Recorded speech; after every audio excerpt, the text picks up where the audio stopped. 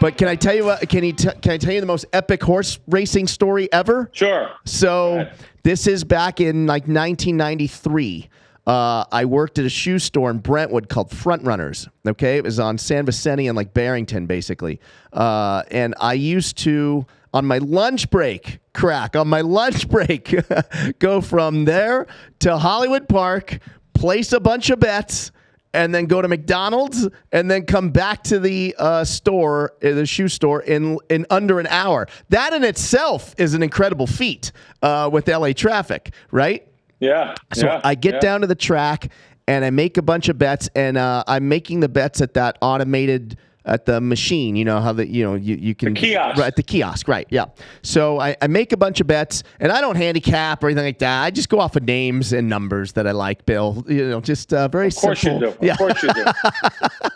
Right. So I place a bunch of bets, and one of the last bets that I place is a trifecta bet, which I never used to bet, but I just like whatever. So I remember the horses' names too: Sky Launch, Rocket Gibraltar, and Wreaking Havoc. Those were the names that jumped out at me on the page. So I did a trifecta, not a box, just straight trifecta, right? And when I was walking away from the machine, I look at the ticket and I realized my finger must have landed in between the 1 and the 5. Like I was trying to do a $1 trifecta, but I must have landed right close in between. So it was a $5 trifecta, which is crazy, right? You're not even going to hit the trifecta for $1. So I'm like, oh no. So I want to cancel it because the $4 difference at that time is cheeseburger, fries, Coke at McDonald's, right? So I turn around I was knowing me, I was just going to void the whole ticket and just get the whole $5 back just to save time, whatever, But the line was too long because there was a race about to go off because I'm just betting and leaving. I'm not even watching the races because I get back to work, right?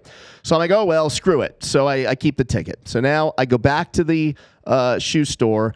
And back then, this is pre-internet, right? This is 1993. So you had to call the race hotline to get the race results. Do you remember that? On the back of the program, there was the race hotline. Oh yeah. But it's like calling a radio station. You can't get in. It's busy, right? I could never get through, and I'm getting in trouble. Yeah, we had the same thing. Same thing back. You used to have like a score phone, 976-1313. Right. Exactly. Yeah. So I can't get through, and I'm getting yelled at by the boss at the shoe store. Like, hey, what are you doing? Get off the phone. What are you doing? So all right.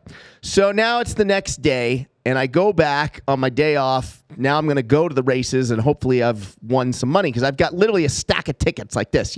I do like back then $2 to win, $2 a cross on a horse, $2 exacta box, $5 exacta box, stuff like that, right? So I get back to the track, and now I go to the window, and I've got this stack of tickets, Bill. So I give the lady the first ticket, and she puts it in the machine, and it says, there's a little readout, and it either says the amount of money you won, or it just says not a winner, right? So I give her the first ticket, not a winner. I give her the next one, not a winner. We get in such a rhythm, we're not even making eye contact anymore. I'm just literally locked on the little screen, and I'm handing her a ticket, not a winner, not a winner, not a winner, not a winner, going through the whole stack, not a winner, not a winner, not a winner, not a winner. Shooting blanks, Bill Krakenberger. Not one ticket cashes. I get to the very last ticket, right? I hand it to her, and I'm locked on that little readout, hoping, hopefully this is the one.